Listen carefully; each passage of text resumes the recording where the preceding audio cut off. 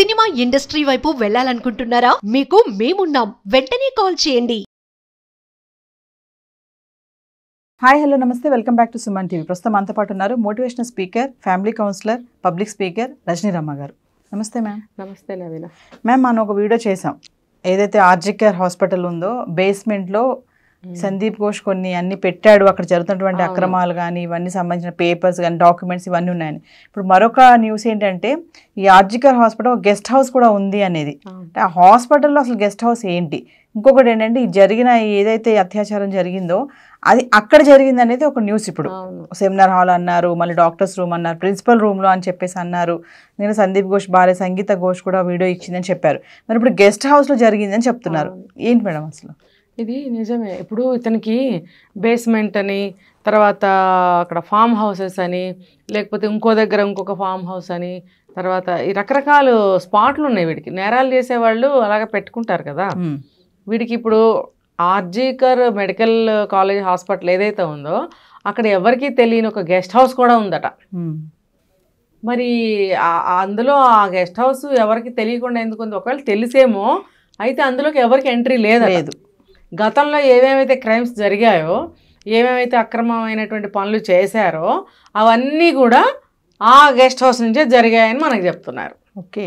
ఇంకొకటి ఏంటంటే ఈ డెడ్ బాడీస్కి ఆర్గాన్స్ తీయడము, దాన్ని అమ్ముకోవడము, అంటే ఆర్గాన్స్ తీయడం అనేటువంటి ఆపరేషన్స్ ఏవైతే ఉంటాయో అవన్నీ కూడా ఇక్కడే జరిగాయట. పేరుకి చూడండి ఎంత బాగుందో, గెస్ట్ హౌస్. అంటే పెద్ద పెద్ద వాళ్ళు వచ్చినప్పుడు మేము ఏదో మీటింగ్స్ మాట్లాడుకుంటాము, వాళ్ళకి లంచ్లు డిన్నర్లు ఇస్తాము అన్నట్టు. అటువైపుకి ఏక పురుగును కూడా రానివ్వరట. అయితే గత కొంతకాలం నుంచి అది అంత దాంట్లో ఏ పనులు చేయటం లేదని కూడా మనకు ఒక న్యూస్ వచ్చింది. అయితే వీడు అది అంటే నమ్మవలకటం అనమాట. అది మామూలు గెస్ట్ హౌసేలే, అదేదో గోడౌన్లే అన్న ఒక అభిప్రాయం జనంలో కలిగించి వీడు లోపల నుంచి చేసే పనులు ఇవి. వీడు నెట్వర్క్ ఉండనే ఉంటుంది కదా. వీళ్ళందరూ కలిసి ఏదైనా చేయాలనుకున్నప్పుడు బయట చెప్పాను కదా, రెడ్ బల్బ్ ఒకటి వెలిగిస్తారు, ఆ లోపల మీటింగ్లో ఉన్నారు, గడిగుడ్డులో ఉన్నారు అని చెప్పి మనకి అటు ఎవ్వరు వెళ్ళరు కాబట్టి ఏదోలే మీటింగ్స్ డాక్టర్స్ అనుకుంటారు. అందరు వెర్రిగొర్రెలు కదా. కొంతమంది ఏదో ఎంత అంత తెలిసినా కూడా మూసుకుని వెళ్ళిపోతారు. వాళ్ళు మనకెందుకులే. దాదాపుగా అంత పెద్ద పెద్ద వాళ్ళ విషయాల గురించి ఎవరికి తెలియనివ్వరు. మనం కాన్సన్ట్రేషన్ చేయము ఎవరు కూడా. అది చూడండి, ఆ గెస్ట్ హౌస్ ఎవరికీ తెలియదట. తెలిసితే కూడా అటువైపుకి ఎవరిని రానివ్వరట. వీళ్ళు కూడా తెలియనట్టు వెళ్ళిపోతూ ఉంటారట. అది దాని కథ. ఈ అమ్మాయి ఎవరైతే డాక్టర్ ఉందో అభయ, ఈ అమ్మాయిని కూడా అక్కడే అత్యాచారం చేశారు, మర్డర్ చేశారు అని చెప్తున్నారు. అంటే నాకు అనిపిస్తుంది వీడు ఒక రాక్షసుడు. వీడికి చాలా ఉన్నాయి ఇలాంటి మార్గాలు అని అనిపిస్తుంది. ఇప్పుడు గెస్ట్ హౌస్ అన్నారు, మొన్న బేస్మెంట్ అన్నారు, రకరకాలు ఉన్నప్పుడు వీడికి అండర్ గ్రౌండ్ సొరంగ మార్గాలు కూడా ఉండి చచ్చాయేమో. ఇప్పుడు అక్కడ గెస్ట్ హౌస్ నుంచి పైన సెమినార్ హాల్కి ఎలా తీసుకెళ్ళాడు అది బాడీని? సరే తీసుకెళ్తున్నారు అంటే ఎవరిదో ఒక డెడ్ బాడీ అన్నట్టుగా ముసిగేసేసి పట్టుకుపోయారా? మరి అలాంటప్పుడు ఆ టైంలో ఎవరైనా చూసుంటే, ఇప్పుడు కేసు ఇంత కదులుతున్నప్పుడు ఆ టైంలో ఎవరైనా చూసిన వాళ్ళు ఉంటే, అవునండి నేను ఆ రోజు చూశాను, ఇటువైపుగా ఒక బాడీ వెళ్ళింది నిజమే, పలానా టైంలో నేను చూశాను అని ఎవరో ఒకళ్ళు చెప్పాలి కదా. అలాంటి న్యూస్ ఇప్పుడు 40 రోజులు అవుతుంది దగ్గర ఎవరో ఏం చెప్పలేదు. అంటే నాకు అర్థమవుతుంది వాడికి ఏమైనా దొంగ మార్గాలు కూడా ఏమన్నా కట్టుకున్నాడేమో, లేకపోతే ఎలాగోలా పట్టుకెళ్ళాడేమో కళ్ళు కప్పి. మనకు తెలియదు. ఏముంది, నోట్లు కట్టలు లంచం చూపించి మభ్యపెట్టి ఆశ చూపిస్తే అందరూ పనిచేస్తారు కదా డబ్బు కోసం. అలా చేసేసి ఉంటాడు. ఎక్కడ కింద గెస్ట్ హౌస్, ఎక్కడ పైన ఇది ఉంది చెప్పండి, సెమినార్ హాల్. ఈ అమ్మాయిని అత్యాచారం ఇక్కడే చేశాడు, ఇక్కడే చేసి మర్డర్ కూడా ఇక్కడే చేశారని చెప్తున్నారు.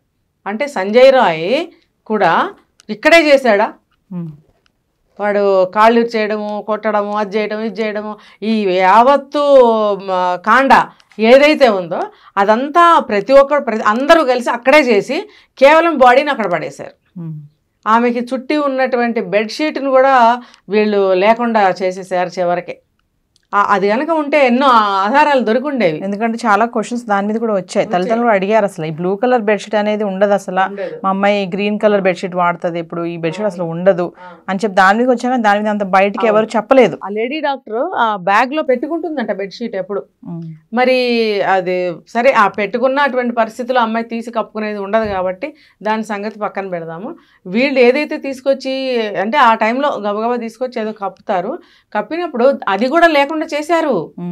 మనం చెప్పుకున్నాం ఇవన్నీ తీసుకెళ్ళి అక్కడ ఫామ్ హౌస్ లో ఉన్న అదేదో వాళ్ళ ఉంటాయి కదా అక్కడ, అందులో పెట్టాడు బట్టలు అని చెప్పి వాడే ఆ టెస్ట్ లో చెప్పాడు, పాలిగ్రాఫ్ టెస్ట్ లో అని చెప్పి మనకు తెలిసింది.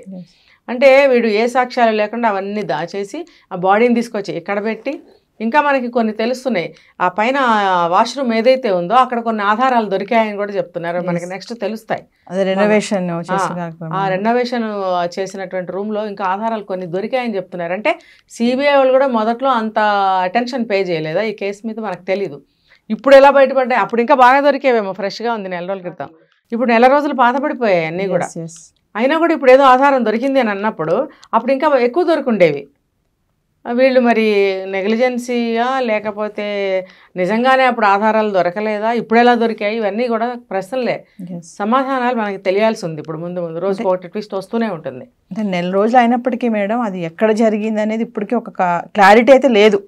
ఇన్ని ఎందుకు వస్తున్నాయి మనకి సెమినార్ ఒప్పుకున్నాడట ఈ గెస్ట్ హౌస్ లోనే జరిగింది అని, కాబట్టి ఇది నిజం అయి ఉండొచ్చు.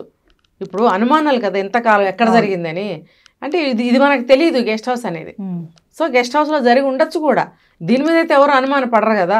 ఇప్పుడు మనం మొన్న అనుకున్నాం సెమినార్ హాల్లో జరగడం ఏంటి, బాత్రూంలో జరగడం ఏంటి, ఇలా రకరకాలు అనుకున్నాం. అంటే ఎవడైనా చూడండి ఇలాంటి పనులు గెస్ట్ హౌస్లో కూడా చేయొచ్చు. అవును, అదైతే ఎవరు రారు కదా, కాన్ఫిడెన్షియల్, అందులో ప్రవేశం ఎవరికి ఉండదు కాబట్టి ఎవరికి తెలియదులే అన్నట్టుగా అక్కడ కూడా అక్కడ చేసి ఉండొచ్చు. సో ఇప్పుడు నార్కో టెస్ట్ చేస్తే అది ఏంటనేది క్లారిటీ అయిపోతుంది సార్ ఖచ్చితంగా. నార్కో టెస్ట్ లో ఎక్కడన్నా ఏదో ఒక తీగ దొరుకుతుంది, అది పట్టుకుని లాగితే డొంక అంతా కదులుతుంది. Thank you.